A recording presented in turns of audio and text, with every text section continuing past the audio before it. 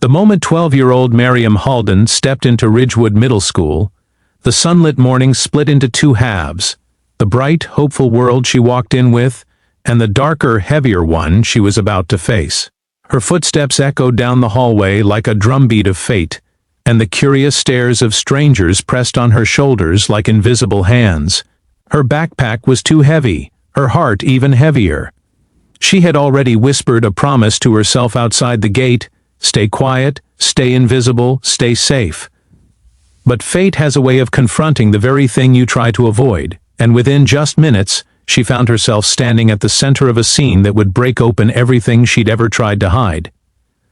It began with a shadow falling across her locker, a shadow shaped like the most feared 8th grader in the entire school. 5 seconds later, the entire hallway gasped as the new girl did the unimaginable. If you believe in kindness, courage, and second chances, make sure to like, comment, share, and subscribe to Kindness Chronicles right now. Your support helps stories like this reach the world. Miriam had spent most of her life learning how to disappear. After losing her father 2 years earlier, her mother moved her across cities again and again, hoping new places would help them heal. But no matter where she went, Miriam carried the same silent weight. She hated conflict, hated attention, hated being the new kid. Ridgewood Middle was her 7th school in 3 years, and she walked in determined to survive the year unnoticed. She didn't know that the very thing she wanted to avoid the most was the thing she was about to be dragged into. The boy who blocked her locker was Marcus Keene, a 13-year-old whose reputation stretched farther than the football field he dominated. He ruled the hallway like a king with a crooked crown. No teacher ever managed to tame him, and no student dared to challenge him. He had a habit of inventing rules for new students, rules that made him feel important, rules that gave him power. Most kids obeyed out of fear.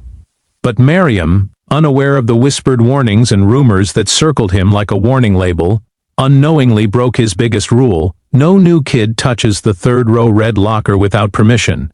The fact that the school had assigned her that very locker didn't matter to Marcus. In his world, everything belonged to him, unless he said otherwise.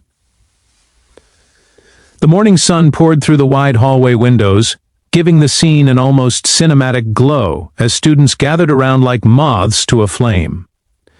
Miriam felt her throat tighten when Marcus slammed his palm next to her head, so close she could feel the vibration rattling through the metal. She wasn't brave, she wasn't fierce, she wasn't here to pick a fight. She just wanted to breathe, to blend in, to make it through the day.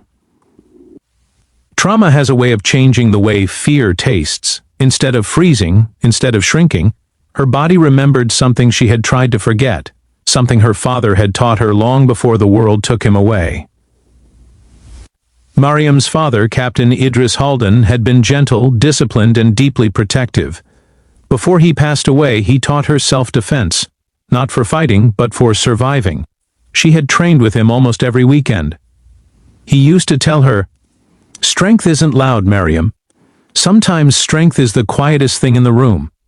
After he was gone, she avoided fighting of any kind because every swing, every stance, every movement reminded her of him. She hated remembering that, hated how it made her chest ache. She had promised herself not to use those skills ever again unless absolutely necessary. But that morning, the fear, the pressure, the humiliation, sparked something deep inside her. Marcus's fist grabbed her backpack strap, yanking her backward so roughly her shoulder burned.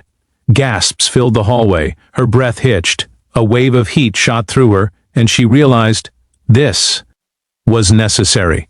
5 seconds. That was all it took. 5 seconds for her body to move on instinct.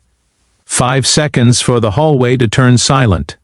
5 seconds for Marcus Keene to stumble backward and collapse to the ground in complete shock, his ego landing harder than his body. No one had ever seen him lose. No one had ever imagined he could. Miriam didn't punch him. She didn't hit him out of anger. It was a simple move, a quick defensive shift that her father had practiced with her hundreds of times. A twist of the wrist, a pivot of the foot, and Marcus's body weight did the rest. The thud echoed so loudly through the hallway that even teachers 3 rooms away came running. The crowd that always cheered Marcus on now stood frozen, stunned into complete silence. Some students whispered, some stared wide-eyed, a few even stepped back as if they'd just witnessed something unreal. Miriam didn't feel victorious. She didn't feel strong. She felt shaken, overwhelmed, anxious. She dropped into a crouch next to him to make sure he was okay, but he scowled at her with wounded pride and scrambled away before she could speak. Within half an hour, the entire school buzzed like a hive. The quiet new girl had done the impossible. Everyone wanted to know who she was. Everyone wanted to sit with her, talk to her, ask her a million questions she didn't want to answer. Teachers kept checking on her. Students she had never met whispered her name. She didn't enjoy the attention, it suffocated her. She wanted the day to be normal again, but once a story catches fire, it's impossible to put out. Friendships formed in unexpected ways, and a moment that began in fear evolved into something powerful and healing. Miriam learned that bravery wasn't about fighting. It was about choosing compassion, even when you had every reason not to. Marcus learned that respect couldn't be forced, it had to be earned. And Noor learned that sometimes, the quietest kids had the loudest courage. As Miriam stood in the sunlit courtyard one afternoon, watching Marcus help a younger student tie his shoe, because the boy's hands were shaking from nerves, something pulled at her heart. Her father would have been proud, not because she fought, but because she used her strength to build something meaningful afterward. If this story touched your heart, please like, comment, share, and subscribe to Kindness Chronicles. Your engagement helps us spread more stories of transformation, courage, and kindness. Special request: comment courage with kindness if you believe everyone deserves a chance to change. And with the warm daylight fading gently over Ridgewood Middle School, Miriam knew something had shifted forever, not just in Marcus, not just in the school, but inside herself. She had walked in wanting to disappear. She walked out knowing she was stronger than she ever imagined, not because she knocked someone down, but because she helped someone rise.